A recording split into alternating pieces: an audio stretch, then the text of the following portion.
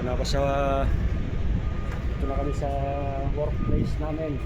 Dito ang station namin ngayon. Ayan. Ayan. Kita nyo yan. City of Perama, Greece. Dito muna kami tambay ngayon. Ayan.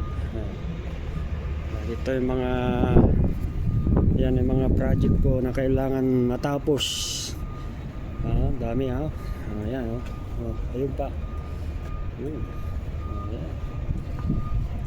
Lahat yan. Pagagandahin natin ulit. Restoration ang tawag yan. Ayan yung alamesa. Yan ito. Yan lahat yan. I-restore natin ulit din yan. Pagagandahin natin ulit. Ang lamig mga idol.